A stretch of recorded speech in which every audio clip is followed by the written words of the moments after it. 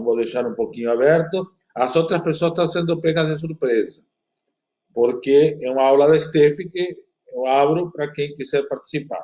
Não faço publicidade. Então, quem estiver atento, quiser avisar para outras pessoas, vai ter a aula durante boa parte da manhã sobre arqueologia bíblica e outras ciências auxiliares que são asiático-escravagistas.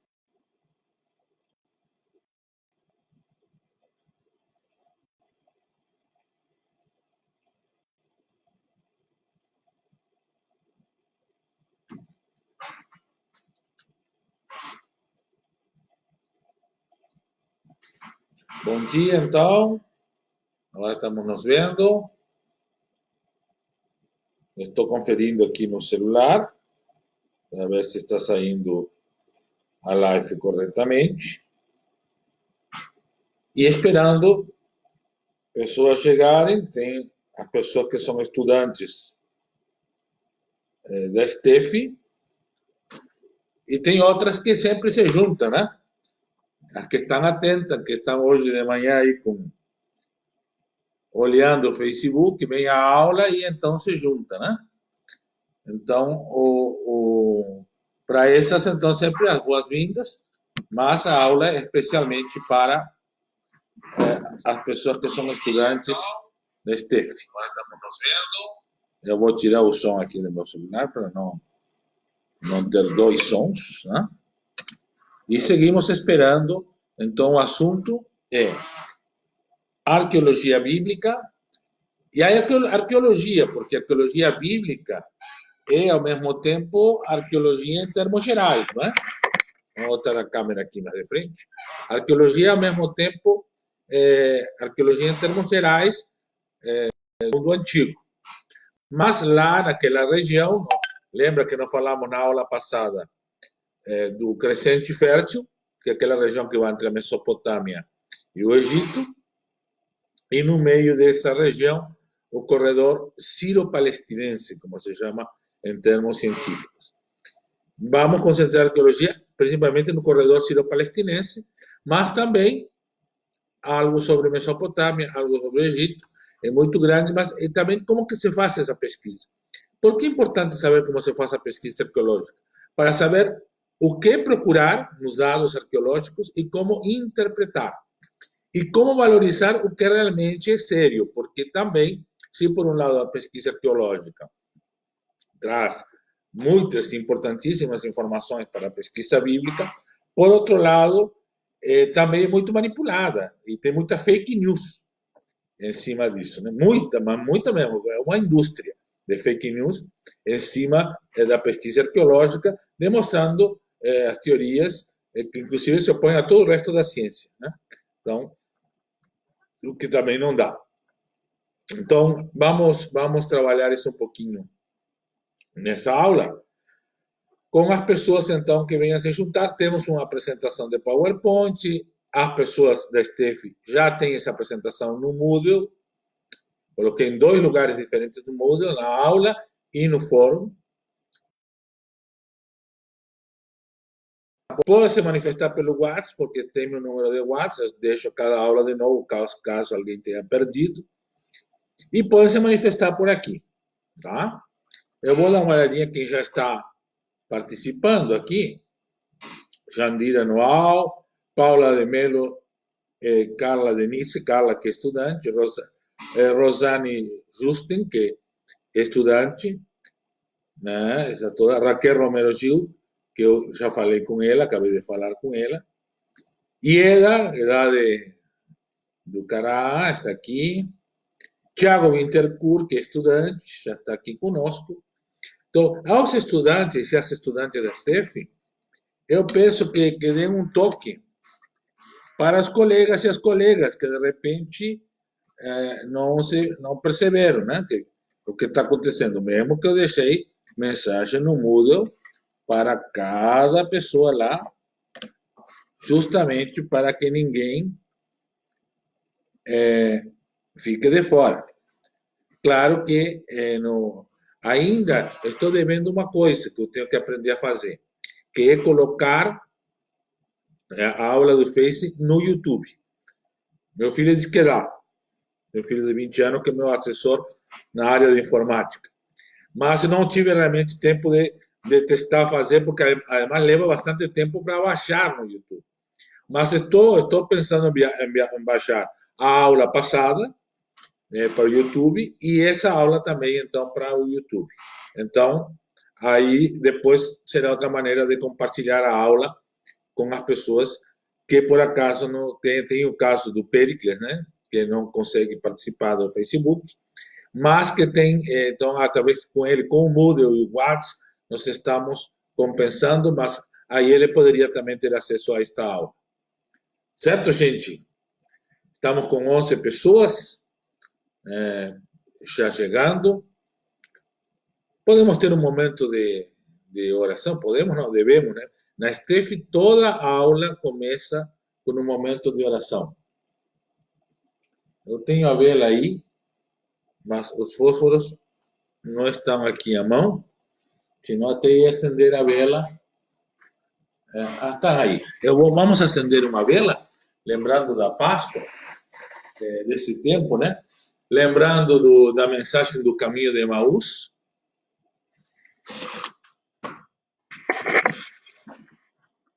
Lembrando da mensagem do caminho de Emaús. E foi muito interessante a liturgia deste domingo. Achei que os fósforos não são. Acho que levei para outro lugar. Deixamos a vela, então, aqui, para nos lembrar do caminho de Emaús, que Jesus encontra aquele casal, né? Hoje a pesquisa bíblica está praticamente unânime que se tratava de um casal, Cleófas e Maria, sua esposa, que não faziam parte do grupo dos 12. Por isso, depois ele vai encontrar os 11, né? Porque Judas já tinha se suicidado. Então, e isso se encontra na angústia, né? No momento de solidão, de retirada dos sonhos, dos projetos que ele tinha com Jesus Cristo.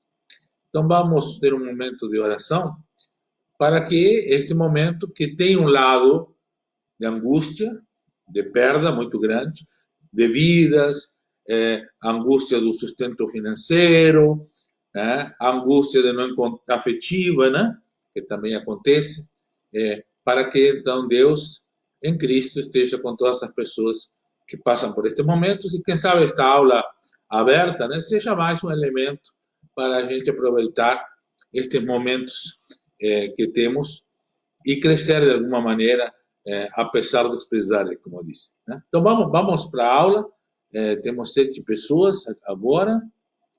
O Jairo entrou, a Márcia e a Luciane, tem outras pessoas entrando que não são estudantes de STEF, mas então, com elas, então vamos iniciar a aula sobre arqueologia e modo de produção asiática escravagista. Vou colocar aqui, então, a lâmina do PowerPoint. Primeira lâmina,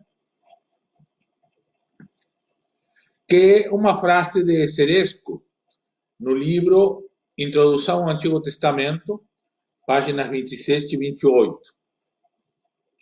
Então, ele disse: como resultado das escavações e dos seus estudos, os arqueólogos literalmente ressuscitam a história e as culturas que florescem durante milênios, ou que floresceram durante milênios, no Egito, na Mesopotâmia e na Terra Santa, Síria, Palestina.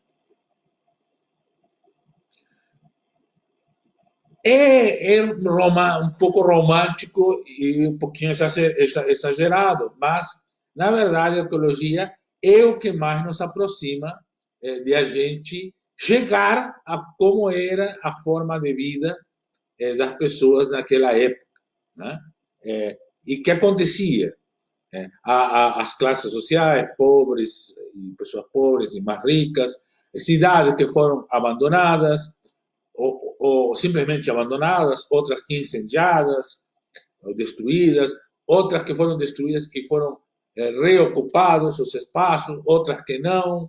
Então, correntes de migração, enfim, muitas coisas. A questão climática, que é mais difícil, mas também se consegue em alguns aspectos da arqueologia. A arqueologia também com carbono 14, né, que é uma maneira de medir o tempo pela quantidade de carbono que tem os produtos orgânicos. Tem também melhorado bastante a cronologia, quer dizer, saber quando, a que época correspondiam determinadas coisas ou pessoas que viveram naquela época. Então, isso também, além de toda a pesquisa documental com a questão das línguas, das traduções das línguas antigas, né? Que há especialistas que fazem isso. Tudo isso nos permite ter uma visão contextual do que se dizia ou que está narrado e depois foi traduzido e preservado nos textos bíblicos, por exemplo, mas em muitos outros documentos da humanidade. Agora aqui nós vamos nos concentrar na questão do contexto dos textos bíblicos. O que é o método arqueológico, então? Então, a pesquisa, primeiro começa com a pesquisa e determinação do sítio arqueológico. Achar um lugar onde vai escavar, o lugar onde vai se pesquisar. Isso acontece, geralmente, tem acontecido por acidente, várias vezes. Como por acidente? Bom, eu vou explicar.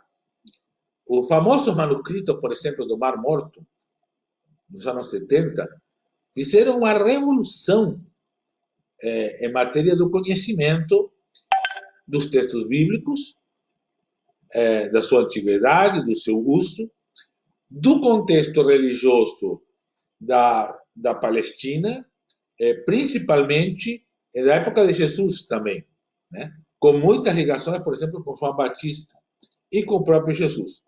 Mas como se achou esse lugar, esses manuscritos? Um pastor de ovelhas ou de cabras perdeu um animal, né? Perdeu, o animal se perdeu, e ele foi buscar o animalzinho. E entrou numa caverna onde o animal estava, e lá havia uns jarros de barro, e dentro desses jarros estavam os manuscritos. Ele avisou outras pessoas que foram lá, aí sim, pessoas com toda a aparelhagem arqueológica, para fazer, então, a extração, preservação, tradução, reconhecimento dos textos que estavam preservados de uma comunidade chamada de essênios, que era um grupo monástico da época de Jesus, um pouco anterior à época de Jesus e um pouco posterior à época de Jesus, que vivia aí perto do Mar Morto, uma vida de absoluta dedicação à religião, entendendo que eles seriam, digamos assim, o início de um novo Israel. Né? Muitas esperanças que o grupo de Jesus vai falar para o próprio Jesus, é agora que vai começar o reinado de Israel, né? Então, isso estava lá muito presente. E quando houve um ataque romano, aí na revolta de 70, eles então tentaram resistir e evidentemente foram exterminados. E foram exterminados, e viviam de maneira tão isolada esse grupo, e foram exterminados de maneira tão contundente, que se perdeu a memória. Ninguém mais sabia que esse grupo tinha existido, a não ser por algum relato que estava nas crônicas de Flávio Josefo, que é um judeu que trabalhou para o Império Romano, fazendo o resgate da história de Israel e Judá. E muita gente achava, inclusive até esse momento, que esse grupo de essênios era um invento de Flávio Josefo, né? Ou uma memória que ele pegou de outra pessoa, mas que não havia nenhuma comprovação que esse grupo de fato tinha existido. Aí então, com essa descoberta, por acaso, se comprovou a existência desse grupo e trouxe todo esse conjunto de informações que até hoje estão sendo estudadas e gerando diversas teorias sobre os textos bíblicos anteriores ao domínio romano e da época do domínio romano, que é a época de Jesus.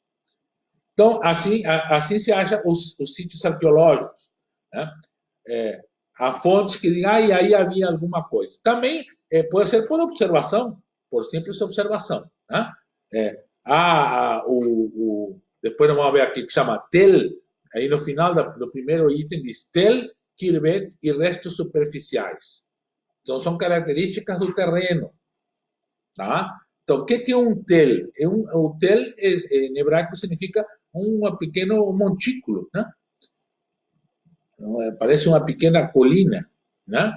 Na verdade, o Telema pode ser uma colina grande, o Quiruet é uma pequena colina, né?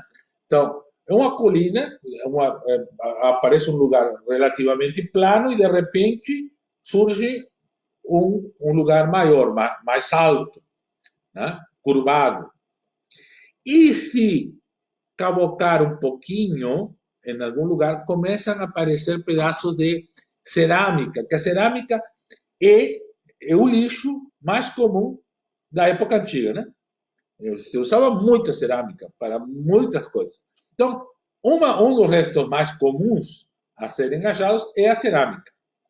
Inclusive, aqui também, com outras escavações de povos indígenas, também a cerâmica tem sido muito importante. Tem sido tão importante a cerâmica que antes, até o carbono 14, e depois também, mas principalmente antes do carbono 14, que se pode medir de uma maneira relativamente mais exata a data das coisas, o tipo de cerâmica e a profundidade no qual a cerâmica era escavada se usava para determinar a cronologia, a que época pertencia e também a etnicidade, a que grupo pertencia aquela cerâmica, se essa cerâmica tinha sido fabricada naquele local ou se tinha sido importada. E aí também, a partir da importação dessa cerâmica, as vias de comércio e intercâmbio que havia entre diferentes grupos e diferentes lugares. Então, a observação de Tel, que é um morro maior, possivelmente cidades que foram construídas uma em cima da outra, né? E o Quiruet, que é um montículo menor, ou às vezes até restos levemente acima da superfície. O Quiruet geralmente é um lugar onde que teve só uma ocupação. Então, restos rurais, de lugares rurais, que não teve ocupação, ou não foi como uma cidade construída uma em cima da outra, né? Ou cidades que existiram só uma vez, ocupações, né? Aldeias, né? Pequenos assentamentos que existiram só uma vez, então são restos menores. E outros restos superficiais que permitem encontrar esses sítios arqueológicos. Daí o perigo de pessoas que não são arqueólogas ou não são capacitadas no método arqueológico encontrar restos arqueológicos e manipulá-los de maneira errada, retirá-los do local, vendê-los no mercado, porque isso impede depois que se faça toda a datação, toda a pesquisa, e depois fica muito difícil de determinar de onde saíram, a quem pertencia, a relação de uns com os outros. Então, o mercado né, ilegal de peças arqueológicas é terrível. É um mal para a humanidade e um mal para a pesquisa histórica. Então, por favor, não compre antiguidades em mercados, né, porque está fazendo mal. Tá? Quer comprar produtos indígenas? Compre produtos que as pessoas indígenas estão fazendo hoje. Deu uma trancadinha aí, mas já estamos voltando.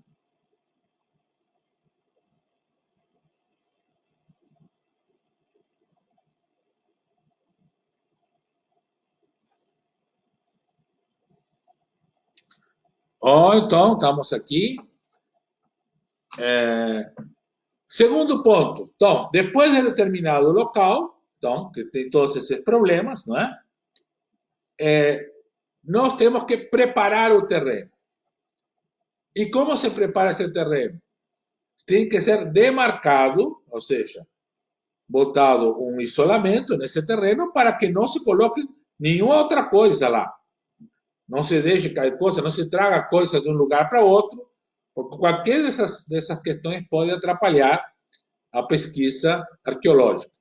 E o gradeamento, quando é um terreno superficial, né, se faz uma grade, né, quadradinhos, né, faz uma série de quadradinhos para determinar exatamente em que lugar esse objeto, ou restos mortais, pode ser osso, né, de pessoas ou animais, né, onde estavam esses restos, exatamente que posição, a que profundidade, qual era a aparência no local, e depois de retirados do local, vão ser, então, guardados com todos esses dados acompanhando. Inclusive, vai ter desenho e fotografia. Então, mas tem que ser gradeado para poder fazer isso. Isto se faz, inclusive, na pesquisa arqueológica submarina, quando é feita de maneira correta, também um gradeamento muito importante, porque a posição daquele objeto em um determinado local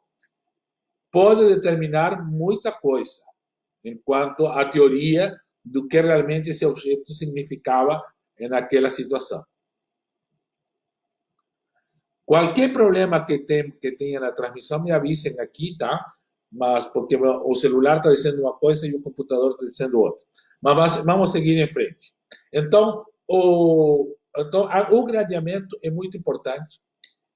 Por exemplo, eu fiz uma pesquisa sobre Tirza. Tirza é uma cidade que foi capital do Reino de Israel durante pouco tempo.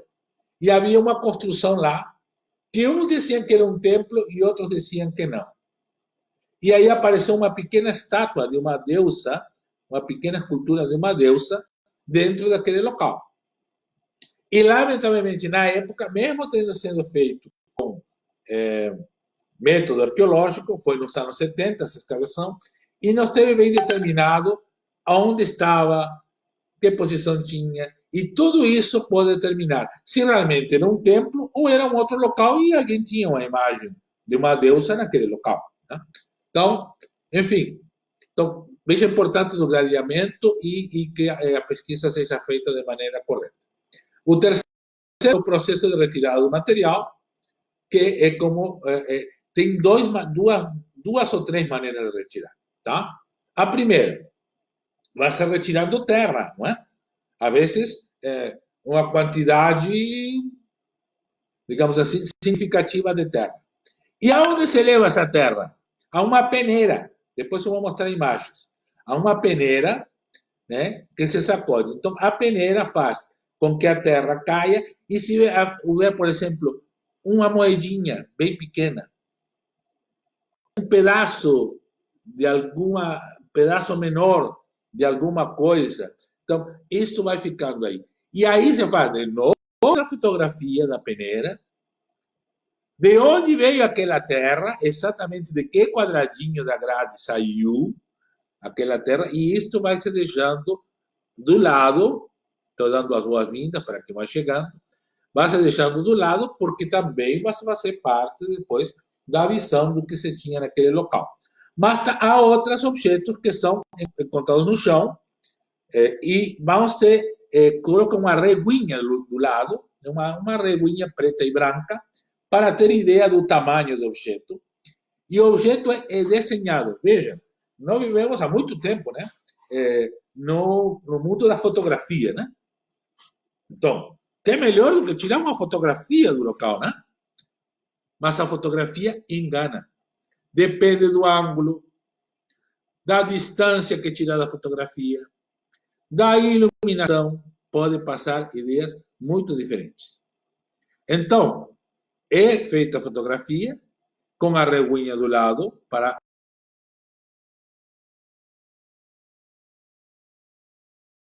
o ângulo da fotografia está sendo tomado, e há um desenho onde a pessoa que desenha vai calcular exatamente a distância que esse objeto se encontrava das bordas daquele quadrado. Então, com a distância das bordas do quadrado e o formato do objeto, temos no desenho o exato registro do tamanho do objeto e sua localização. Então, só depois de ter feito isso, o objeto pode ser retirado. Antes disso, não. Por isso fica com aquele pincelzinho, né? E vão, até que o objeto fique visível e se entenda que é uma coisa que não é tão simples, porque às vezes o objeto está amontoado, jarros quebrados, outras coisas dentro. Então, são vários desenhos que são feitos um em cima do outro até poder retirar os objetos do local. Além de chuva e de outras questões que podem acontecer antes de retirar para que não haja uma destruição daquilo que foi encontrado. A sistematização final do relatório arqueológico é o seguinte ponto. Bom, esta questão é muito importante, sabe por quê? Porque a gente não consegue ir lá, né? Eu nunca fui nem sequer na Palestina, lá em Jerusalém, ou em qualquer região, nem no Egito, nem na Mesopotâmia, nunca fui. Estou vamos calcular assim, redondinho, uns 20 anos estudando profundamente isto, como pesquisador bíblico, e já escrevi vários artigos, inclusive a minha tese de doutorado, né, que incluiu essas questões, né? Mas nunca fui lá. Muito menos fiz uma escavação arqueológica. Então, o que é importante para mim, para a minha pesquisa? O relatório arqueológico. E relatório arqueológico é a coisa mais chata do mundo. Parece, sabe aqueles inquéritos da justiça que tem 4.000 páginas? A gente fica pensando como o juiz ou juíza, quem tem que julgar, lê tudo isso. Às vezes sabemos que não são eles que leem, né? Tem assessores que leem, assessoras que leem. Mas, então, é um relatório enorme que cada objeto que foi entrado, onde foi, quanto media, a que profundidade, está tudo lá relatado sem nenhuma teoria. Todo o relato de todos os artefatos. Depois, no final do relatório arqueológico, sim, as pessoas que fizeram aquela escavação podem até dizer alguma teoria. Olha, base disto, aqui houve isto. Mas mais importante que a teoria é esse dado, porque eu posso voltar para lá e com aquele dado, e comparado com outros objetos encontrados em outros sítios arqueológicos, chegar a uma teoria diferente. Então, esses relatórios quase sempre são só em inglês, mas são muito importantes, e se a gente sabe qual é o método arqueológico, interpretar melhor esses relatórios. E armazenamento de artefatos. Onde vai parar tudo isso, né, gente? Caixas e caixas e caixas tiradas de sítios arqueológicos. Tá? Vão parar, geralmente, em depósitos das universidades que participaram dessa pesquisa arqueológica, ou de organismos governamentais, ou até, em alguns casos, particulares. Por que não é bom organismos particulares, a não ser quando são universidades? Porque são objetos que não são propriedade de ninguém, né, gente? E são propriedade ao mesmo tempo, né? São parte da história da nossa humanidade. Tá? Então, deveriam estar à disposição de qualquer pessoa que queira pesquisar, saber mais sobre isso e discutir sobre isso em função da que é de toda a humanidade. Embora, quando achado, por exemplo, no Egito, foi um lugar onde mais foi roubado, né, e levado material, um dos lugares que foi mais, se não o que mais foi, um dos que mais foi, e está recuperando o Egito. O governo egípcio está tentando recuperar o material que foi tirado durante séculos do Egito. Faz muito bem, mas o traz para quê? Para preservá-lo e apresentá-lo à humanidade. Né? Então, não no sentido de propriedade de não poder acessar. Não. Quem tem a propriedade, quem está com este material, tem a obrigação de colocá-lo de maneira que possa ser acessado, nem sempre pela população em geral, mas pelo menos pelas pessoas que se dedicam à pesquisa através de entidades e organismos de pesquisa reconhecidos. Então, o armazenamento é muito importante. Me lembro sempre da professora da URBRA, Katia Poser, famosa, né, por seu trabalho de tradução de língua cuneiforme, né, que é aquela que se escrevia na Mesopotâmia, que ela fez toda a tese em um material que estava num depósito na França. Ela foi lá, tirou a caixa lá e viu umas tabletes lá que ninguém tinha dado muita bola ou não tinha aprofundado, e ela falou sobre isso e conseguiu fazer uma tese de algo que estava armazenado sobre escavações arqueológicas. Então, o armazenamento é muito importante. Vamos em frente. E aqui temos um TEL, um sítio arqueológico, né? Este TEL, né, é sobre a cidade bíblica de Ai. Tá? Se chama Et-Tel. Tá? Depois nós vamos ver o mapa onde esses TEL estão distribuídos no corredor sírio-palestinense. Esta cidade de Ai tem tem questões sobre ela. Porque é uma das cidades que se diz no relato de Josué que tinha sido destruída pelas tribos de Israel. E a arqueologia descobriu que tinha sido destruída muito, muito antes. Muito antes do que a luta de Israel. Então, o que nós pensamos? Que o livro de Josué mentiu? Não. Que foi incorporado assim na memória das tribos de Israel. Né? A Lucimeia, louca para falar sobre o Cessênio, né? Qumran realmente trouxe muita coisa, né?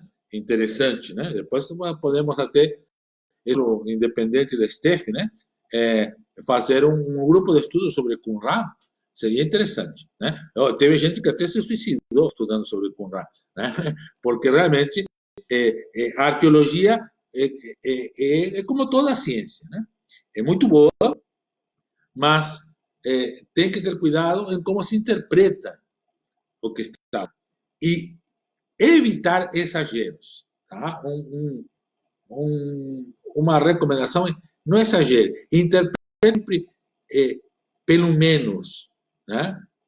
Pelo menos possível e pelo mais, né? O sea, não dizer, apareceu uma para fazer baita de uma teoria de que isto, então, que tudo que foi dito antes estava errado.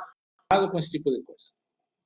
Temos que ir lá e ver como o que isto traz para não fazer isto que fez da fake news e do uso do material arqueológico de maneira equivocada para causar polêmica e ganhar dinheiro, porque geralmente por aí que a coisa acontece. Mas então está aí o telo da cidade de Ai, que não foi destruída pelas tribos de Israel, foi destruída antes, mas foi incorporada à memória das tribos, sendo destruída pelas tribos de Israel. Né? Então isso serviu para ver como que se constrói a memória bíblica. Né? Então a memória bíblica incorpora alguns fatos que de fato aconteceram e memórias antigas que foram incorporadas a partir desses fatos. Tá? Então, é assim, é um quebra-cabeça, muito bem o que a Lucimeia está colocando. Então, e aí vem as camadas, tá vendo? Essa escavação, gente, que vocês estão vendo aí, já não se faz mais, não se recomenda mais. Tá? É uma escavação que podemos chamar de terra arrasada. Né? Corta o telo, né? Tá vendo? Né? Corta como quem passa, van cortando ele inteiro. Né? No caso de Ai, como não teve mais o pão em cima, ficou tudo a disposição. Você faz mais isso, você faz apenas uma parte, permitindo que outras pessoas no futuro outra parte e comparem o resultado de uma escavação com outra. Até isso tomando cuidado de hoje. Naquela época se escavava direto, né? É o problema que eu tive com Tirsa, quando eu fiz essa Tirsa, que escavaram tudo e não deixaram ninguém poder fazer alguma outra teoria, escavando de outro jeito, em outro lugar, enfim. Né? Então, tem um tel da cidade bíblica de Ai. Aqui uma escavação moderna. Se descobre apenas uma parte do terreno, permitindo que as outras equipes escavem em outro lugar com os resultados. Então, vocês dá para perceber que ainda tem pedaços não escavados, né? E então, essa equipe vai esse pedaço, vai escavar esse pedaço. Em uma determinada superfície e até uma determinada profundidade, tá? Permitindo que outras equipes continuem. O problema de começar uma escavação está na intempérie, né? no clima, que pode ir depois parte ou todo ele. Então, por isso também não se abre todo ele. Né? E aqui nós vemos uma construção, né? Uma habitação, e aí o tamanho das habitações, a forma como as paredes eram construídas, portas, janelas, objetos que aparecem nos diferentes cômodos, todo isso vai determinar quem morava aí e o que estava fazendo.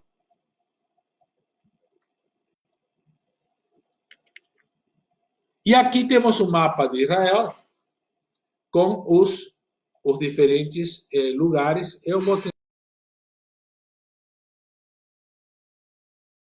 para mostrar melhor para vocês, tá? Então, aqui, ó. Então, nós temos os sítios arqueológicos em Israel e Jordânia. Aqui temos um pouco de Síria também, mas então se concentra em Israel e Jordânia. Aqui está Jordânia, certo? Veja a quantidade que tem, né? Tá? Muitos têm só o nome do local, tá?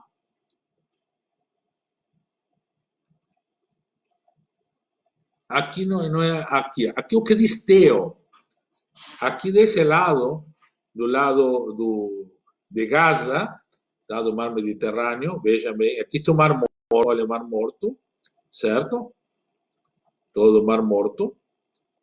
E aqui, se vocês foram indo para o lado do Mar Mediterrâneo, vai haver, ó, T, T, T, T, T. Todos esses são.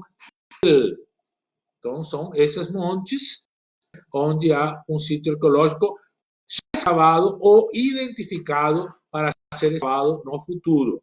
Não significa que tudo isto já foi escavado, alguns sim, outros não, alguns em partes, ou alguns, lamentavelmente, totalmente. Tá? Então, aqui, aí seguimos pelo Mar Morto. Aqui no Mar Morto temos várias áreas, né, onde por exemplo, o caso de Qumran não foi um tel, porque é a caverna onde estava. Então, um sítio que não é um tel, nem um kirbet. Tá? Tem outro que diz K, que tem kirbet, né? Que são kirbet, que é mais incomum. Né? A cidade de Ai, está vendo o que nós vimos aqui, ó. Já volto aí. Então, vamos olhando aí o mapa dos sítios arqueológicos.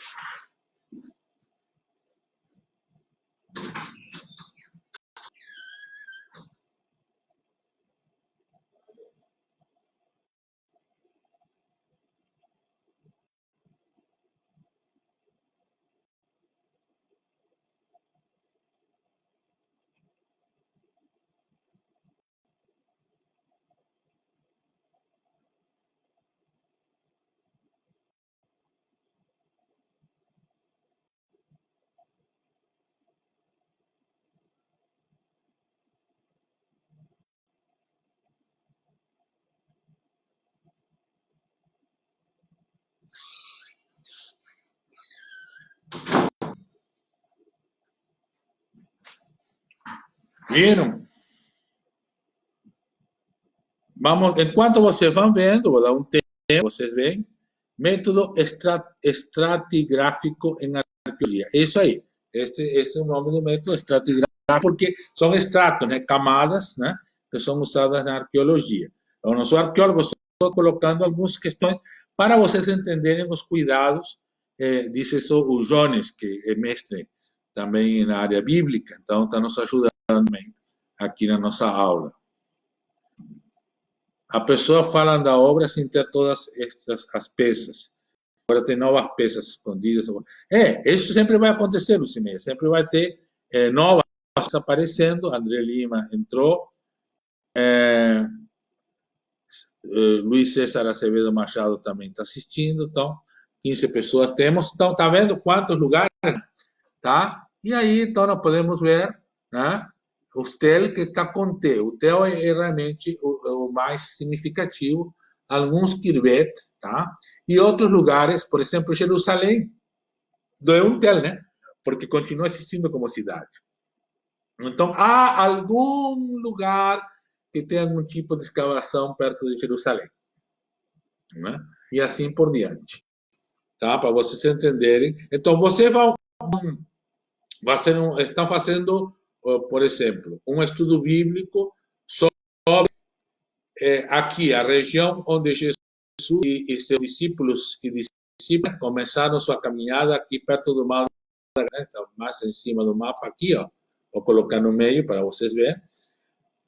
Muitas cidades, aqui tem muitas polis gregas, né? Na época do domínio helenista, se construiu muita cidade e depois Herodes também construiu muita cidade no modelo de polis, de cidade grega, né? Então, todo aqui na volta do lago. A vez aqui Nazaré está longe do lago. Não é na beira do lago Nazaré, está longe. É um lugar menor e a grande cidade, as cidades maiores, mais importantes, à volta do lago, onde Jesus então caminhava e até atravessava o lago, né? Com os seus discípulos e discípulas. Alguns deles pescavam conhecimento para fazer essa travessia, mesmo que parece que uma vez não deu muito certo e acharam que iam morrer afogado no meio do Mar da Galileia, que é um grande lago, né? Certo? Então, vamos, ainda mais para mostrar, então, os lugares, né? Vocês entenderem a dimensão e a diversidade de escavações que existem. Então, temos que se concentrar no que estamos querendo, né? Aqui Megiddo, onde morre Josias, né? Masada, que é onde tem a Batalha dos Essênios, assim por diante. Um quirbet. Então, este é um quirbet. Né? Aqui é um caso de uma propriedade rural. Né? O típico quirbet são de propriedades rurais. Né? Que temos aqui? Ó? O lugar da moradia, né? E estábulos, onde se fazia óleo, enfim, aqui a parte, né, habitada. O aprisco, né, que é muralha, né, na volta, onde o gado, né, ficava durante a noite, né, para ser protegido. Né? Então, lembram João 10, né? Minhas ovelhas são deste aprisco, mas a ovelha que é aprisco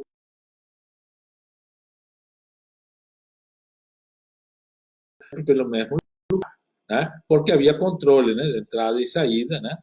Então, aqui um quirbet, então, que geralmente corresponde ou a propriedades, lugares rurais, pequenos assentamentos que depois foram abandonados. Tá? Houve apenas uma ocupação. Tá? Aqui, então, o gradeamento do terreno, como eu tinha falado para vocês. Tá? Então, apenas mostrando. Tá? Então, vejam o terreno. E aí, os objetos que aparecem, né? Onde aparecem, e o tamanho do gradeamento, tem gradeamentos e subgradeamentos. Há vezes gradeamento maior e dentro desse gradeamento ainda um menor para, então, determinar objetos menores que dentro deste outro quadrado, digamos assim. Tá? Aqui, então, mais exemplo, aqui essa reguinha que eu falei para vocês, ó, no lado direito, né?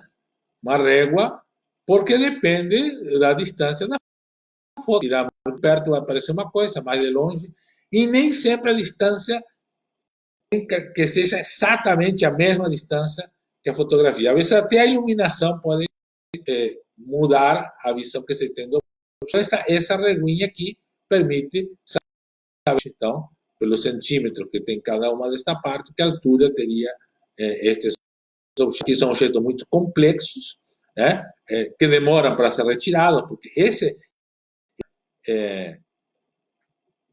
tem um nome que agora me tranquei. Ânfora, esta ânfora ser retirada depois de que todos esses objetos aqui sejam limpios. Então, estava aqui e a terra foi sendo retirada, retirada, retirada, retirada. Quanto tempo levou para ser retirada? Quantas fotografias, quantos desenhos se fizeram aqui até que realmente retirado, se é que vai ser retirado tudo que está aqui, essas ânforas, porque também o conteúdo das ânforas pode ter informação. Né? E aí vem a química biológica, né, que se pode fazer em cima desses conteúdos. Tá? Aqui um desenho, veja, aqui está o gradeamento maior, fazendo a limpeza de grades. Aqui, no meio, mais ou menos, é a peneira. Ó. Então, a terra que se retira vai para esta peneira, né, para ser, então, retirada. Aqui o desenho, aqui como fica um desenho, por exemplo. Né? Tem uma foto de uma área maior, né, de gradeamento, com os objetos. Vocês veem que do lado de cada objeto, vamos ampliar também aqui, tem um código. Tá? Aqui aparece, além de cada uma das grades, códigos dos objetos aqui, que depois vai aparecer no relatório arqueológico. R, tal. Então, que este objeto estava neste lugar, nesta região, e está na caixa X, que está num depósito lá em algum outro. Tá? Então, assim que se faz. Por isso que a arqueologia é bem diferente do que Indiana Jones mostra, né? O filme, né? É muito chato, né? É muito interessante no sentido das descobertas. Mas para chegar à descoberta é muito trabalho, muito envolvida, porque a coluna dói, né? As pernas dói, né? Dá muito trabalho mesmo a escavação arqueológica e muito investimento da. Tem gente que tem que ficar dias, anos dedicado a isso. E é por isso os recursos para a pesquisa são fundamentais na história. Se não se investe, não sabemos nossa história, e fica só a história de quem venceu, né? Só a história de quem teve o poder de contar a história, e não podemos contar outras histórias que estão literalmente enterradas por aí, né? Como dos povos indígenas, dos assentamentos de quilombolas, por exemplo, e tantas histórias que estão enterradas e a gente não consegue tirar recursos. Aqui algumas fotos já de várias outras etapas. Aqui temos outro tipo de peneira, um tipo bastante usado, porque é bastante seguro, não há risco de objetos. Se faz um tripé, se pendura a peneira, e então a pessoa vai tirando a peneira, se coloca relativamente próxima, ela pode ser levada de um lugar para cá, e aí então a terra, o que não tem como separar, e aí começam a aparecer pequenos objetos que estavam lá na de objeto, moedas, é um objeto que aparece bastante, né? Restos de cerâmica, né? E aqui, uma das formas de armazenamento, como é que isso aqui é porque tem um porão cheio de muito, mas de tornar pública a pesquisa arqueológica através de museus, né? É uma boa prática visitar museus, né, que mostram resultados de pesquisa arqueológica. Mas isso também requer investimento. Tem que ter recursos para sustentar museus. Estas peças você vê que estão com vidro, protegidas, tem que ter temperatura, ambiente adequada, e tem explicações para que seja didático. Para crianças, para jovens, para estudantes universitários, estudantes que estão pesquisando, mas para o público em geral, que queira, então, ir lá e ver um pouco como fomos sendo o que somos, né? Como uma... E, em alguns casos, pode ter arqueologia vinculada, então, a questões bíblicas, né? Com aqueles locais, né? Onde aconteceram o fato que fazem parte da narrativa bíblica. Aqui, então, um relatório. Está em inglês, tá? Assim que, mais ou menos, o Tel Cabri, tá? É um resultado de 2009, da temporada de escavação, porque, veja, por temporadas, né? Tá? Que foi, na verdade, em 2008, a escavação, 2009, quando são resultados. Se eu abrir este vai aparecer aquele inquérito com objeto por objeto. Onde está Tel Cabri? Vamos voltar? Vamos voltar um pouquinho, a ver se achamos Tel Cabri aqui. Tá? Vamos ver se achamos aqui.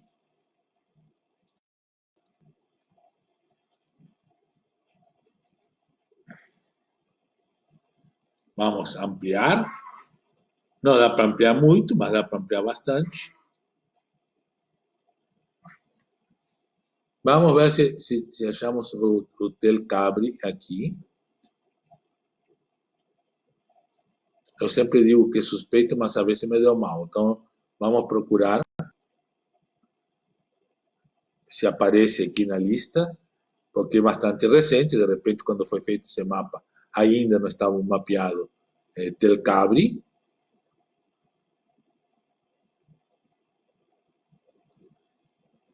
Vamos seguir, só subindo.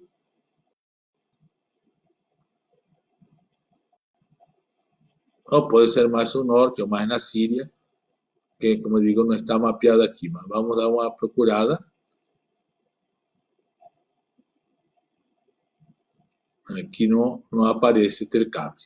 Então, mas então o relatório daquela escavação, depois eu posso procurar melhor a que lugar corresponde Tel Cabre. Seguimos então. Qual é a contribuição da arqueologia? Aqui um livro de Norman Goodwall, muito bom, tem em PDF, pode achar, a vezes não, mas tem para vender ainda. Literária, a Bíblia Hebraica, recomendo esse texto. Ele tem outro que chama Tribo de Israel, mas é muito mais complexo. Este aqui é mais didático, mais simples, né? E então ele nos traz uma ideia da importância da contribuição da arqueologia para a Bíblia. A arqueologia é a recuperação e o estudo sistemático dos restos materiais do passado, dos quais tiram conclusões sobre a cultura, a sociedade do povo que deixou a relíquia. Objetos arqueologicamente relevantes incluem alicerces, muros, estátuas, vasilhas de arte culinárias, ferramentas, armas, joias e outros adornos, metais, e ossos animais e humanos. Caso tivermos sorte, entre os objetos recuperados haverá materiais escritos ocasionais, não é o mais comum, que podem variar desde grosseiramente rabiscadas e palavras até textos literários extensos. Os objetos materiais, incluindo as inscrições e os textos, precisam em relação um com o outro, ambos nos lugares onde foram e em relação com outros objetos e escritos, a fim de uma grade de conhecimento a respeito da cultura, da sociedade e da história. A reconstrução arqueológica é processo lento e trabalhoso, a miúdo mal entendido, que apenas ouve falar desta coisa sensacional, já muitas vezes mal interpretada, o que a imprensa popular faz parecer desproporcionado. Né? Aí vem essa do fake news, do mau uso desses textos, né? Ou desses achados. E agora eu trago a contribuição de outras ciências. Então, claro, por que dedicamos tanto à arqueologia? Primeiro, porque é muito importante. Segundo, porque é muito manipulado. Então, cuidado com o que você procura e vem por aí sobre arqueologia bíblica, por muito complexo e, a vezes, muito mal intencionado. Tá? Outras ciências sociais. Então, eu acho que é importante, justamente as outras ciências sociais, nos ajudar a interpretar a arqueologia. Ela vai dizer o que é possível e o que não é possível. Há coisas que se interpretam sobre restos arqueológicos possíveis na história humana. Então, acontecem, não são reais, tá? Embora pareça pelo achado, mas não é. Tá? Então, aí vem as outras ciências, e eu vou ler o que diz também, então, o Goldwall, a página 36 da Introdução Social da Bíblia Hebraica. Dentro do paradigma das ciências sociais, existem amplas opiniões no sentido de que os bíblicos estavam enraizados em grupos atuando uns sobre outros, organizados em estruturas sociais que controlavam os aspectos principais da vida pública, tais como economia, família, governo, lei, ritual e crença religiosa. Além disso, percebe-se amplamente que estas unidades social, tomadas como red de comunidad en constante mudanza, fornecen indispensável para fundamentar outros aspectos de estudos bíblicos, incluindo os antigos, como também os mais novos. A pergunta dominante para aproximações de ciências sociais torna-se: quais estruturas sociais e quais processos sociais são explícitos ou implícitos na literatura bíblica, nos dados socioeconômicos esparsos que ela contém, na história abertamente política que ela relata minuciosamente, também nas crenças e práticas religiosas desta. Então, o que queremos dizer? Lembra aquela frase que eu falei na primeira aula, alguns acompanharam, que o texto sem o contexto é um pretexto. Então, a gente pode pegar a Bíblia, qualquer texto humano, a Bíblia, porque tem ainda carga religiosa, no sentido de que através dela a gente descobre de Deus na história e na nossa vida, e usá-la para justificar nossos próprios interesses, nosso próprio entendimento, e até parar a própria ciência, visto ultimamente. Então, aqui diz não, serve para fazer perguntas. A arqueologia traz algumas respostas, mas perguntas sobre o que está sendo lá. Que relações havia entre esse grupo e outros grupos? Quem dominava por quê? E aí vamos chegar na outra parte da aula, que é o modo de produção escravagista, que vai explicar bastante disto também, que aí vem das ciências sociais e outra ciência auxiliar. A Ieda está dizendo que estou falando muito. O problema, Ieda, é que este não é um estudo para a igreja, é uma aula. Então, claramente, quem não está acostumado vai ter que se acostumar, porque aqui é aula acadêmica mesmo, né? Eu estou falando bastante, porque o que vai ficar os estudantes poder ver, estudar, aprofundar. Essa pessoa que não faz parte do meio, certamente aproveitarão algumas destas informações que estão sendo dadas nesta aula. Esse já era para outra. Então, sobre arqueologia e outras ciências, era isto. E eu vou passar para outro PowerPoint, que é um modo de produção asiático escravagista. Então, agora vou deixar um tempo aqui para responder algumas perguntas sobre esta questão de arqueologia das ciências auxiliares. Já ficou o desafio da Lucimeia o desafio da Lucimeia de estudar mais sobre Qumran, né? Acho que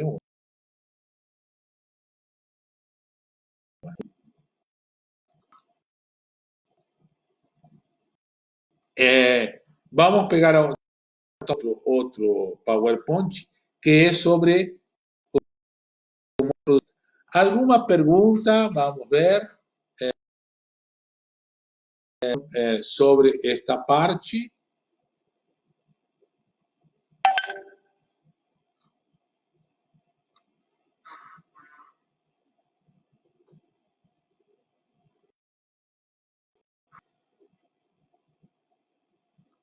Estou vendo aqui no lápis, se alguns estudantes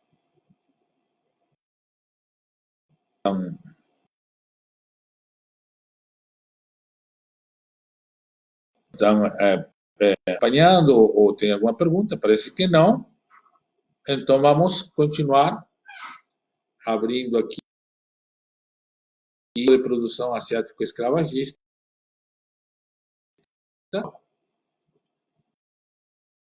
É na hora do intervalo, né, Steph? Né? Nós teríamos agora 20 minutos de intervalo, né? Então, vou deixar esse intervalo para as pessoas perguntarem alguma coisa aqui na live.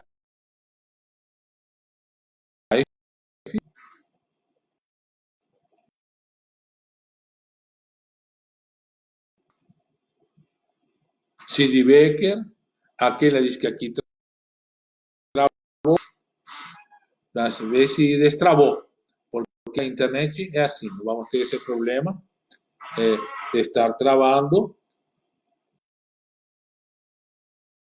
a segunda parte da aula, produção asiática. Enquanto isso, a aula é todas as segundas, diz a Lucimeia. Não, não é todas as segundas. Posso te passar quais tem da seguida, mas vai demorar até a próxima, enquanto continua este isolamento, né? Depois a aula vai voltar a ser do jeito que era a aula na Steph. Richard Flight, uma pessoa que, na minha juventude, além, praticamente saindo da adolescência, e acompanha em espanhol, né? Graças, Humberto, me tenho que, quando depois retomo, outra classe sobre Qumran, muito interesse sobre Qumran, pode conectar-se, depois a gente se vê, e realmente Qumran é um assunto, está num projeto, não da aula de outra, pensava um grupo de pesquisa sobre Qumran, podia ser, há bastante nesse assunto, né? Qumran e seus desdobramentos.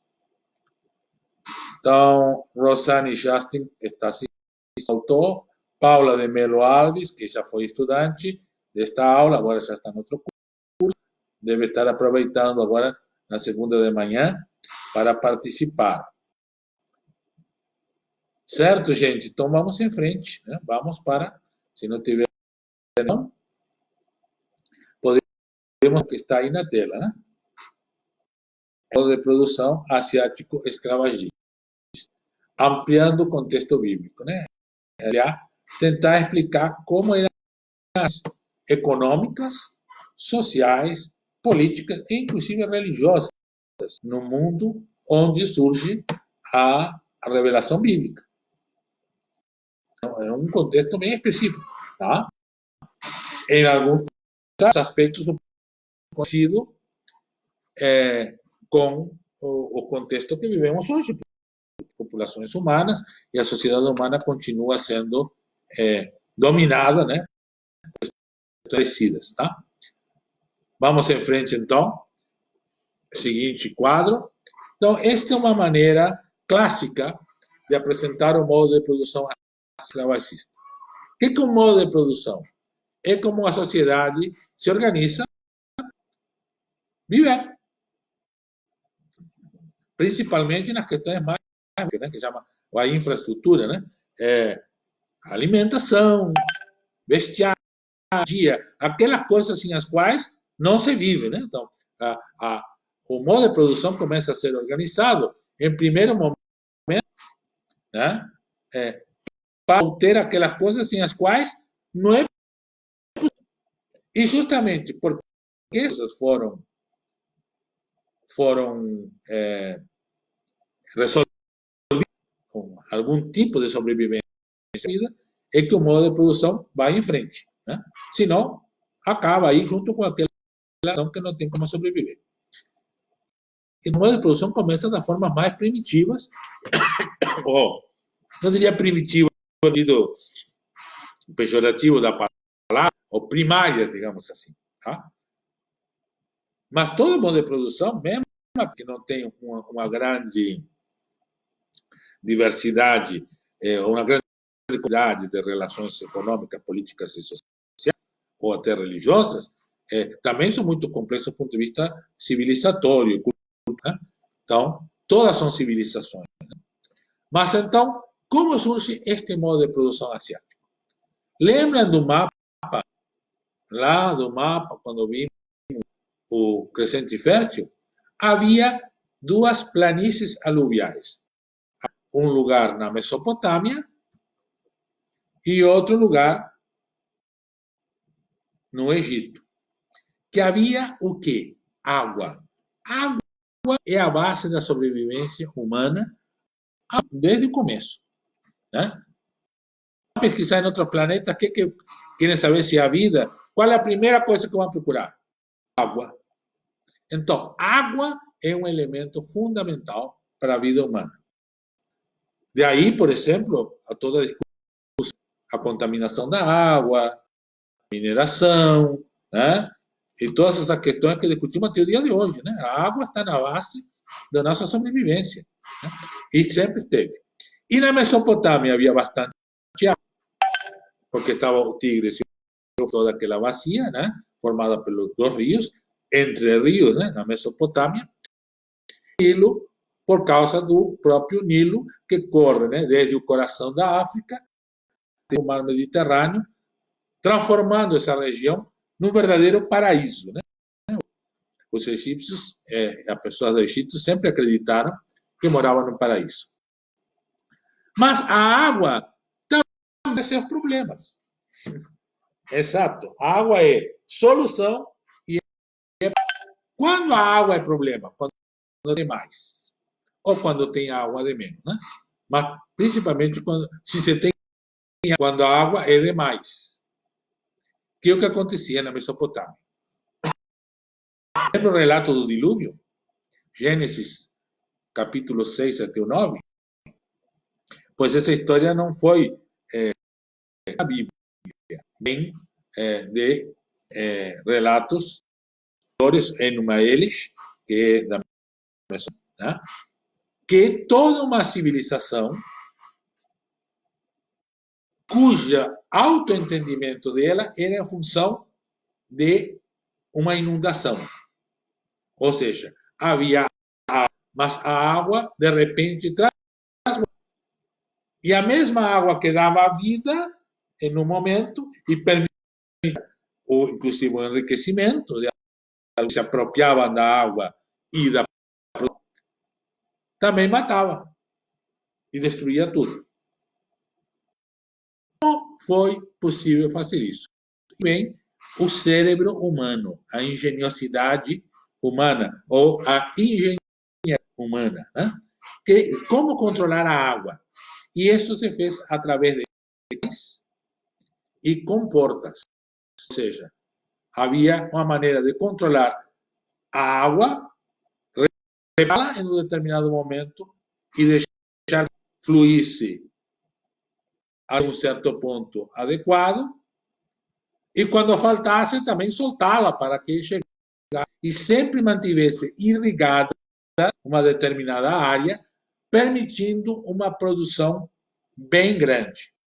Isto aconteceu tanto na Mesopotâmia quanto no Egito, além de em outras partes do planeta e em outras civilizações humanas.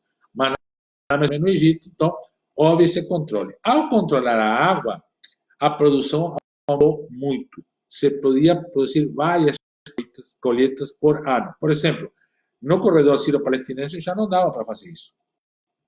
Não tinha como armazenar suficiente água para irrigar naquela época. Hoje já tem tecnologia que permite isso, mas naquela época não tinha. Então, se dependia da chuva ou da seca. No Egito, não. No Egito havia coisa com chuva ou com seca. E na Mesopotâmia também. O único recomendação. Então, para isso, ia todos aqueles canais de portas de controle. Por isso, quando, por exemplo, no relato de Gênesis, né? No capítulo 12, Abraão e Sara passam por uma fome e vão para onde? Para o Egito. Os demais filhos de Jacó, quando passam fome, onde? Para o Egito. No entanto, por exemplo, a narrativa de José mostra um administrador que, mesmo assim, teve que controlar a água e a produção no Egito para poder, então, ter alimento quando não havia água suficiente. Mas no Egito se podia fazer isso. Nos outros lugares, não. Não há excesso de produção suficiente. Primeiro lugar. Segundo lugar, o que faz o excesso de produção? O que acontece quando a gente produz mais do que precisa para comer? Tem que fazer alguma coisa que sobrou, né? Bom, primeiro guarda, se faltar, sim, mas chega uma hora que também guardar não é suficiente. Então começa a ser usado para comprar coisas que não têm valor primário de sobrevivência, mas que têm um valor simbólico de poder. Ou seja, quem tem aquilo tem mais poder que quem não tem. Tá? E um das questões, das duas que foram no início, usadas para isso foram o ouro e a prata. Então, ouro e prata, quando se tinha produção sobrando, se podia pagar mineradores, procurar ouro e prata, e quem tinha ouro e prata era a pessoa que tinha mais poder, e passaram a usar o ouro e a prata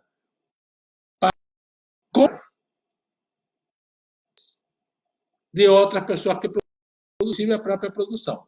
Ou para melhorar tecnologia de produção, que permitia que aqueles que tinham ouro e prata produzissem mais do que quem não tinha ouro e prata. Tá?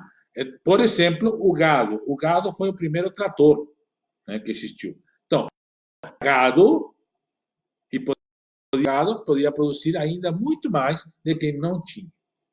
Então, quando havia uma colheita ruim, as pessoas ficavam passando fome, né? Então, quem tinha guardado em silos, como disse a Lucimene, quem tinha produzido mais para isso de produção, comprava a terra e até as pessoas desse outro lugar, que viravam escravas ou servas daquelas. E assim vai se dando o acúmulo da propriedade, o acúmulo de pessoas, acúmulo do poder, surgem as primeiras formas de Estado, que é o Estado monárquico, que passa a desenvolver uma teoria, uma visão religiosa, que diz que estas pessoas, que agora reis e rainhas, foram, por Deus, colocados para exercer o poder sobre as outras. Portanto, ser proprietárias de tudo, de toda a terra, e ter no ouro e em outros valores que está acrescentando o sinal do poder e da né? E aí, assim, estas são as civilizações, né, que dominaram este mundo. Então, quando esta forma de dominação se consolida, aparece, então, este modo de asiático. Então, o que é cima? O que são as divindades? São a religião que diz que isso ser assim, que é divinamente determinado que seja assim, e que se isto é errado, o universo todo colapso. Então, o relato do dilúvio, Gênesis 6 a 9, se a gente for ler o capítulo 6, bem, vai dizer que havia gigantes sobre a terra e heróis do passado. Essa era a civilização conforme os que mantinham o poder na Mesopotâmia. Diz assim: isto é assim porque no passado houve heróis e gigantes que nos deram tudo isso, e se alguém questionar essa ordem, tudo enche de água e todo mundo morre. Assim se contava na Mesopotâmia. Aí o povo que estava exilado na Babilônia, que era prisioneiro desse sistema,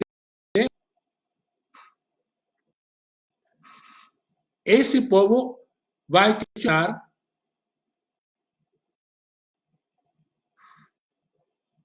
esse sistema com o relato do dilúvio bíblico. E no relato do dilúvio bíblico,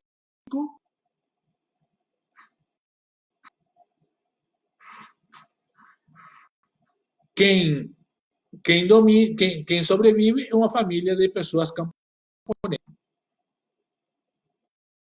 Né? Não é os gigantes, nem reis, não. É o Noé e as esposas e os animais que estavam sob o domínio das outras pessoas.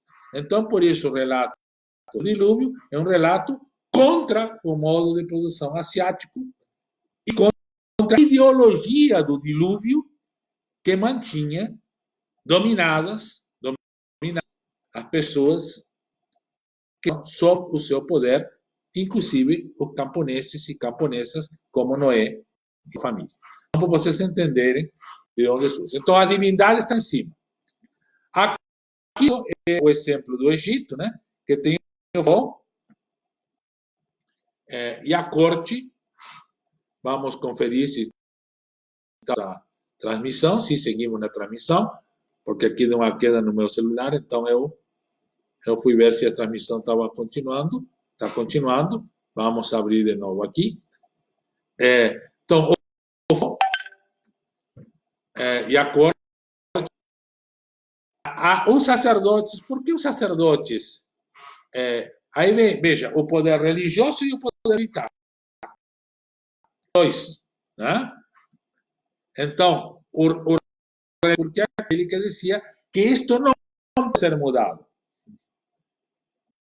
Então, a vacina contra alguém tentar mudar esse sistema. Não, não pode, porque se o sistema for mudado, todo caos e tudo é destruído. Né? De certa maneira, nós estamos chegando hoje na conclusão oposta. Né? Se não mudarmos esse sistema, é que tudo vai ser. Mas é assim como se apresentava na época. Então, os sacerdotes tinham esta visão religiosa e os militares defendiam outros que quiseram dominá-lo, mas também internamente de possíveis ou traziam escravos e escravos para alimentar esse sistema. Então, o militar tinha bastante função, tanto na defesa externa, na manutenção da ordem interna e em trazer escravos e escravas para alimentar a mão de obra do sistema. Assim que funcionava na época. Embaixo, comerciantes e grandes proprietários. A propriedade privada não existia praticamente na época, mas havia proprietários. Como quero explicar? Todo pertencia ao monarca, ou à monarquia, o caso aqui, o faraó e a corte. Havia concessão, ele concedia propriedade, conceito de domínio, principalmente aos militares, mas também grupos que se encarregavam do comércio exterior, porque as riquezas não eram todas produzidas no mesmo lugar. Então precisava alguém que levasse riqueza e trouxesse riqueza. E que gerasse valor, por exemplo, que trouxesse o prata, as especiarias, os tecidos mais valiosos. Como se tornava, por exemplo, era outra bastante comum na época. Então, como se fazia? Levando mercadorias e trazendo mercadorias. Só iam ser de usufruto daquela classe que estava em cima como sinal do seu poder. Tá? Então, estes são os comerciantes e grandes proprietários. E artesãos, escribas e administradores. Bom, para o poder, além de propriedade, o domínio sobre o que é produzido, né, chamado meio de produção, tá? Se produz, quem produz, né, através de uma ideologia, de uma forma de pensar que diga que era certa, mas também do poder militar, diga que imponha isso quando é necessário muito controle administrativo. Como começa a surgir o valor simbólico, ou seja, o ouro, quanto vale o ouro? Né? A gente tem que dizer isso, e para isso precisa de controles. Né? Precisamos ter controle. Então, o controle era feito através de escribas que registravam a teologia, né?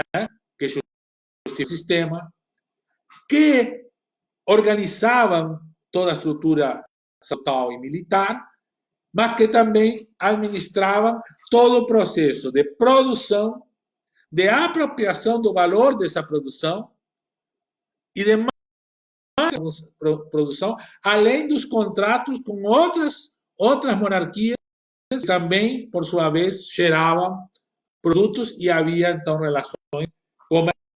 Também havia relações de guerra, mas havia guerra e comércio. O que precisava mais de escribas era o comércio do que a guerra, né? Mas também havia os relatos das batalhas, né? E das vitórias de uns sobre os outros. Né? Então, artesãos faziam, inclusive, armas, faziam tecnologia para a produção, para que as pessoas escravizadas ou submetidas produzissem mais para quem estava em cima, e embaixo, então, uma base enorme de escravos, escravas, prisioneiros, prisioneiras, geral doentes. Primeiro, os escravos, trabalho pesado, o trabalho que matava. Toda a produção custa vida humana, viu, gente? A vida humana. E quanto mais domina, menos valor tem as vidas que estão embaixo. Querem um exemplo bem recente? Brumadinho e Mariana. Tá aí. Exemplo bem recente. Né? Ou seja, essa mineração que acontecia em Brumadinho enriqueceu e continua enriquecendo muita gente não, um grupo de pessoas muito que não se preocuparam, sabendo, não deram bola para a segurança daquele lugar. Deu aquela tragédia toda, morreu todas aquelas pessoas e até hoje nem foram indenizadas porque não tem valor, porque aquelas pessoas eram números dentro de uma produção de lucro bilionário, trilionário. Então, começa aqui, ó. E essas pessoas de baixo são trabalhadoras e trabalhadores. Mas quando morrem, a gente pensa assim, que valor tinham essas trabalhadoras e trabalhadores e que valor tinha o trabalho deles? Porque depois que morreram, não serve para mais nada. Morreram, então, vem todo o sistema de justiça, que é o sistema que estava na época aqui junto com os sacerdotes e altos oficiais militares, né? Que dá razão a quem tem mais dinheiro, a quem tem mais poder, e vai continuar não valendo nada. Né? Então, esse é o modo de produção escravagista. Então, precisa de obra de graça. Não era de graça, porque escravo também tem que alimentar. Se escravo morria, sempre se podia conseguir mais. Agora, né? Trabalhadora morre, sempre vai nascer mais. Então, que morra trabalhadora, não é tão importante. Vai morrer o dono, a família, que é a proprietária de uma multinacional, né? Uma grande empresa que emprega, entre aspas, né? Ou centenas de milhares de pessoas. Né? Então, ela emprega que dá tudo, né? E aquelas pessoas morrem, qual é o compromisso? Então, por isso, isto que acontecia. Lembra que quando começa a história no Egito, da libertação daquele povo, Deus vai aquelas pessoas que estavam onde? Baixo na pirâmide, né? Clamando porque tinham sido tidas para o interior que queria acessíveis para uma possível campanha militar. Né? Então, já eram exploradas como camponeses, no grau de exploração, conseguiam viver, conseguiam ter acesso à alimentação. E eles são transformados em escravos e escravas por fazer tijolo, e aí a vida já não vale mais nada. E aí gemem, e Deus ouve esse clamor e revela, em um primeiro momento, como Deus inverte a pirâmide. Que em vez de estar em cima justificando o poder dos reis, o poder de quem tinha tudo e dominava tudo e era dono de tudo, a vida de quem e não tinha nada e sofria. Né? Esta é a revelação que temos no livro do Êxodo, que plenamente poderemos ver quando formos estudar esse trecho da Bíblia, né? Êxodo 1.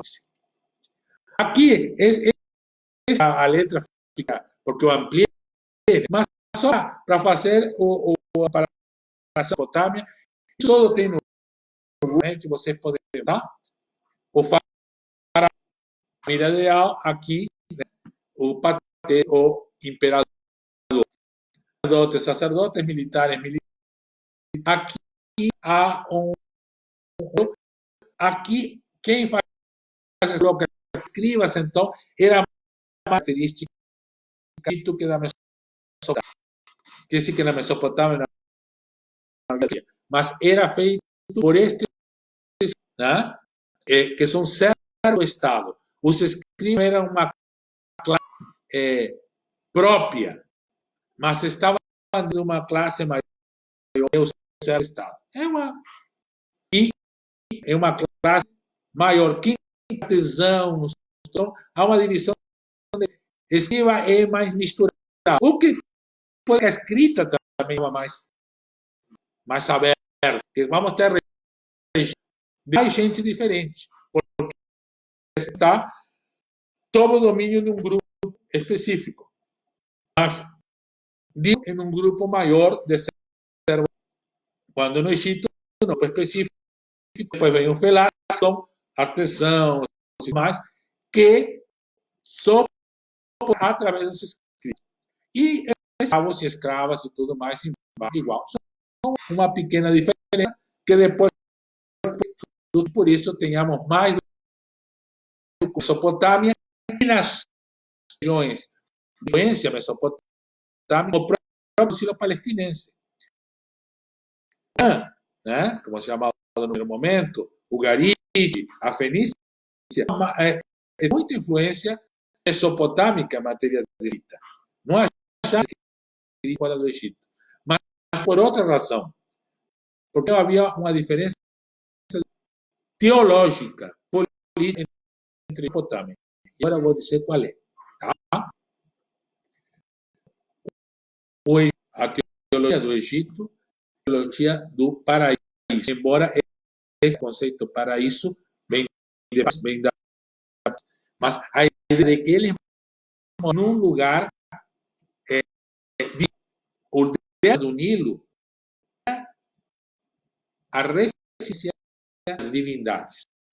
É uma africana, a teologia africana. O delta do Nilo é onde residem as divindades. Ele não é chão para o céu, não. Terra e céu.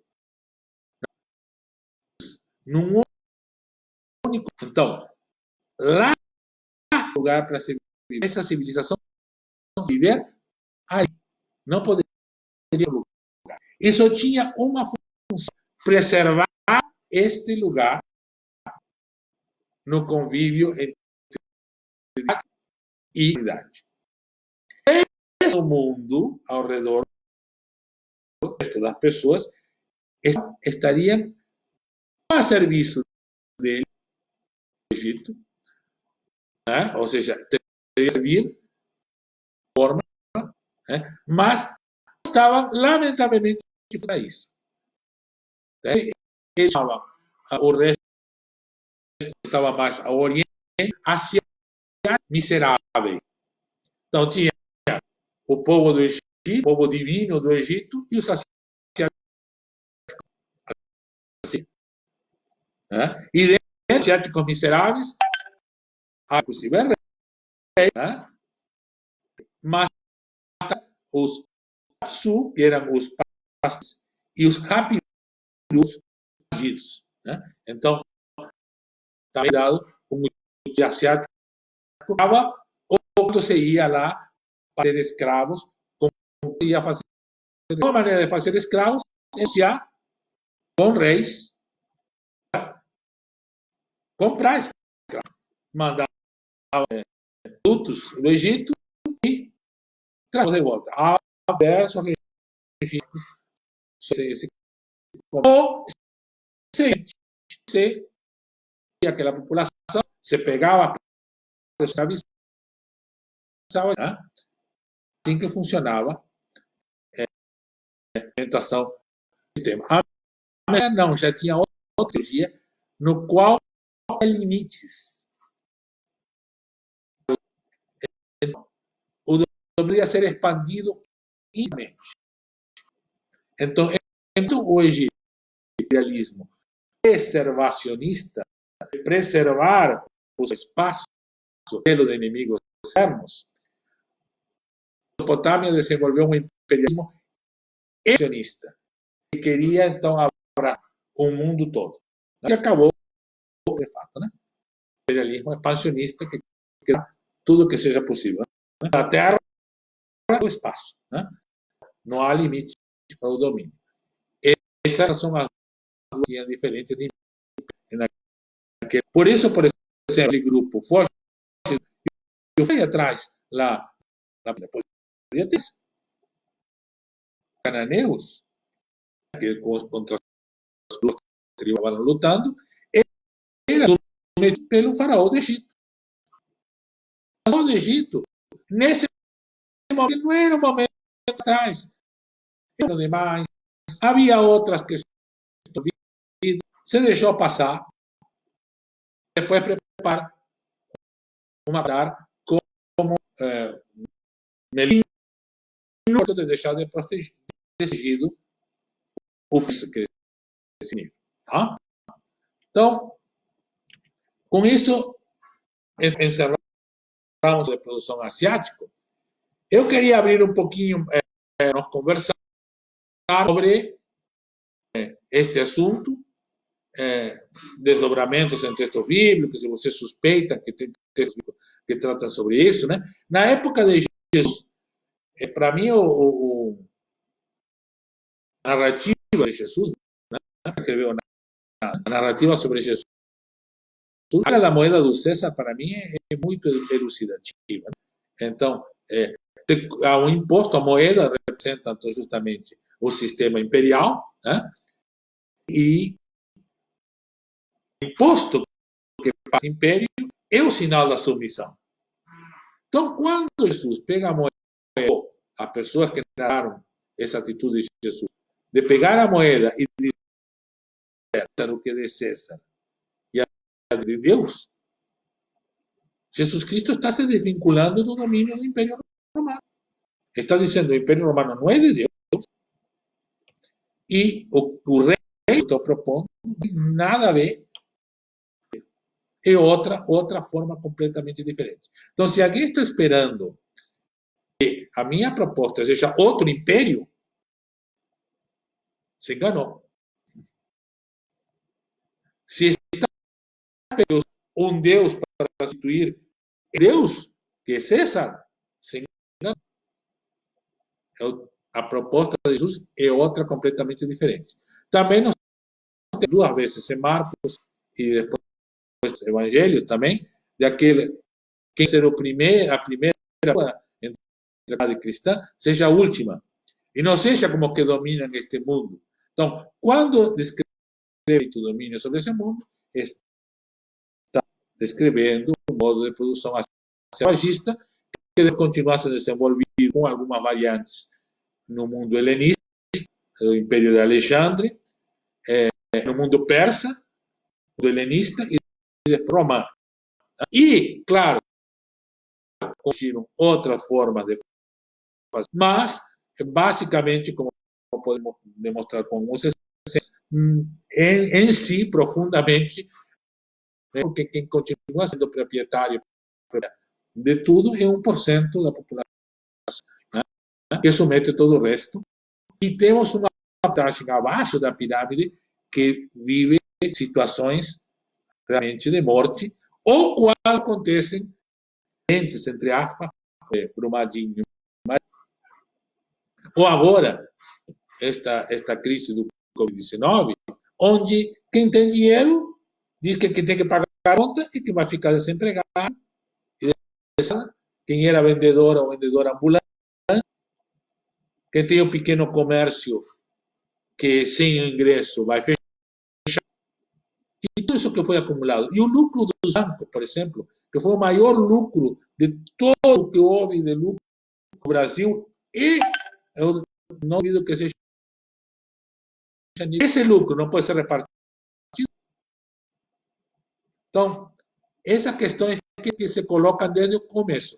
E a revelação bíblica sempre falando em um caminho trágico.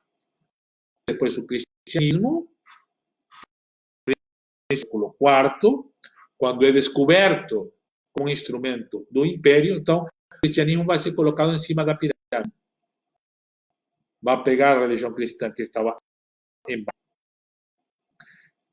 que vinha debaixo, que propunha a inversão da pirâmide. Lembra o jovem rico? O jovem rico vai, vende tudo que tem e dá para os pobres. O que significa isso dentro desse sistema? A inversão. Quem tem tudo tem que se desfazer. Significa que o jovem rico ia passar fome? Não, certamente. Porque os pobres com os quais, as pessoas pobres com as quais ela partiu, sustentar ele. Exatamente. Tá? Mas não ia ser mais rico. Não ia estar em cima se aproveitando do trabalho da baixo. Tá? Então, e assim vai. Aí depois do século IV, o Império Romano, na época, descobre o cristianismo, que num primeiro momento perseguiu, como um instrumento para sustentar a pirâmide que a divindade greco-romana não estava conseguindo sustentar também. E o coloca nessa posição. As hierarquias, algumas resistem, mas muitas se submetem, passam a ser aquele grupo sacerdotal, inclusive durante ainda um sistema que incluía o escravagismo como não a mão de obra remunerada, também uma forma de escravidão, com outros parâmetros. Nem isso. As pessoas absolutamente como produto, sem de autonomia ou de mudança social. O que no capitalismo é relativo, mas existe. Né? Então, e veja, o escravagismo vai até o século XIX. Estamos no início do XXI. Então, todo esse capitalismo que vivemos foi construído em cima da mão da morte, da vida e da morte das pessoas, principalmente o povo sequestrado da África. Veio aqui no Brasil, no Haiti, que temos anos, né? Com muita tristeza daquele terremoto e de todo o sofrimento, mas também das lutas heróicas do povo haitiano, né? A revolução que houve, a primeira que houve, contra o domínio da monarquia, pelos valores republicanos, foi haitiana. E aí eu estudo isso na história do direito. Né? Então, o nosso cristianismo deformou. Né? E depois, na China, na África e em outros lugares, começou a ser descoberto, vamos a ver as pessoas pobres gemendo de novo e pedindo a Deus que ajudasse. E aí surge o que seja a libertação e todos os ecológicos, afro, né?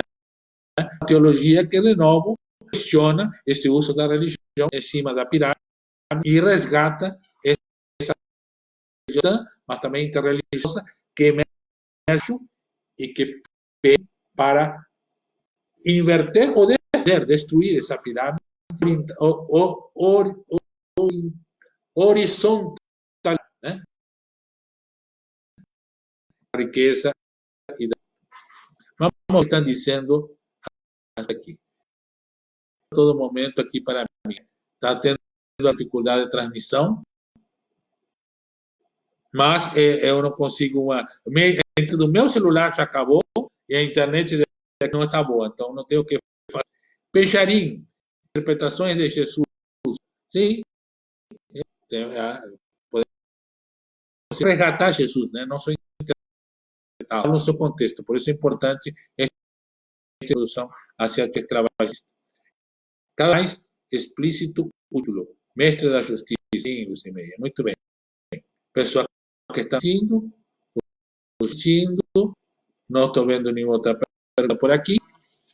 A pergunta, esses últimos minutos, vamos até a mais e meia.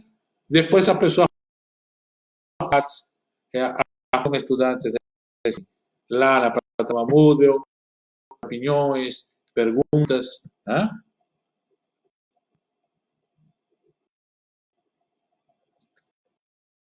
Vamos tentar baixar esses vídeos para YouTube, para que vocês então possam também assistir. É isso, gente. Estou encerrando. Alguma outra pergunta?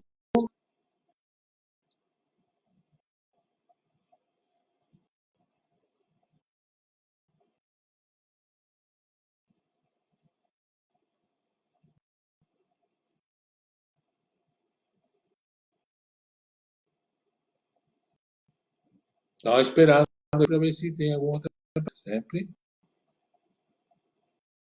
Podem perguntar, podem opinar. Acho que justamente também o aprender na discussão, né? Porque também a gente recebeu muitas outras informações, né? E essas informações colidem, né? Se contradizem, enfim, e a gente tem que ver, tem que questionar isso, né? Também é possível.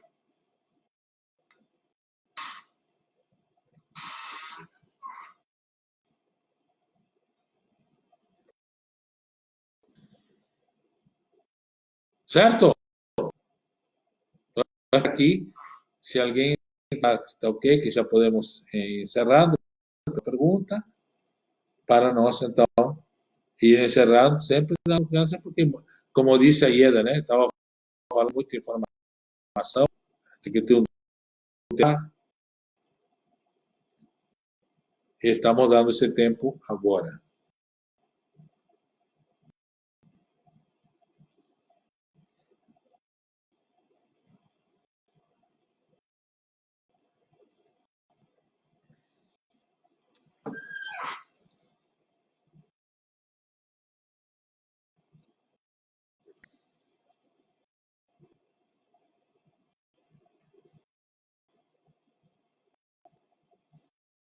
Então, tá, vou voltar a lâmina aqui.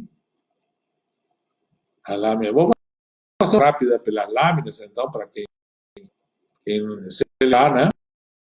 Do que falamos, né? Teologia bíblica, vimos, tá? A importância, o método TEL, que são onde se faz a escavação, como se distribui, então onde teve só informação, método lógico em si, vocês veem os cuidados que tem que se tomar para a teologia, de poder tirar conclusões claras, né? E manipulações posteriormente. Aqui, então, aqueles objetos que passam pela peneira, né? E a apresentação, a importância dos museus também para isso, e o relatório de inovações, importante pesquisa que não temos explorado recentemente, até por inglês, que tem algum problema com isso, né? A contribuição, segundo Gottwald, introdução social à Bíblia hebraica, a contribuição das ciências, melhor, com o método de produção escravagista, a antropologia, também culturais e simbólicas dos diferentes povos, inclusive os povos envolvidos na questão bíblica. E aí fomos por um modo de prático escravo, me explicando então, né, como funciona todo o sistema, inclusive a religião, então, funcionava como né, do poder, a expressão que poder para poder, né? Diferente de que depois, então, que a revelação bíblica nasce dos oprimidos, das pessoas, né, para questionar esse, né, e propor uma outra forma de vida e organização horizontal, tenha o chamado de igualdade, sejam iguais uma diante de Deus, né? Aqui a comparação pelo qual a Mesopotâmia estava mais difundida, né? Não havia escribas, como, por exemplo, a estrutura na religião sushi, escriba bastante. Tem me esquecido de falar nessa semana, mas é importante esta anotação. A cristã, né, é muito mais pelo Egito que pela influência mesopotâmica, principalmente naquele período babilônico. Uma marca muito forte. A provérbia, né, e as outras questões, né, que vem do Egito, é muito presente a revelação, e a questão dos escribas é interessante, essa. Certo, gente? Então vamos encerrar deixando uma bênção para todos e todas vocês que acompanharam esta aula de surpresa, porque não havia aula da STEF para estudos da STEF.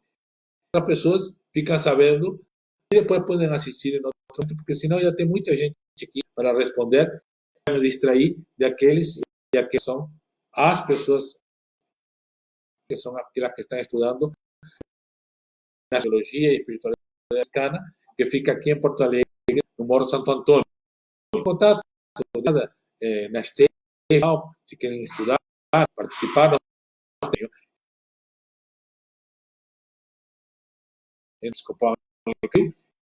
e esse pelo qual eu dou aula e vários estudantes fizeram seus estudos lá, como se formaram. Então é uma aliança muito que temos entre o pessoal da Escola Superior de Teologia Espiritual Francisco e a Diocese Meridional, a Igreja Episcopal. Então, continua eles acompanhando, nos ajudando até a universidade, pandemia, igual para todos, claro que igual para todos, porque não vamos viver em uma sociedade desse e que nossa visão teológica, desde suas origens, que Deus nos para que neste tempo possamos fazer isso também através de nossa fé, outras pessoas que querem fazer de outras fés, de outras maneiras de pensar, que querem promover esse mundo justo e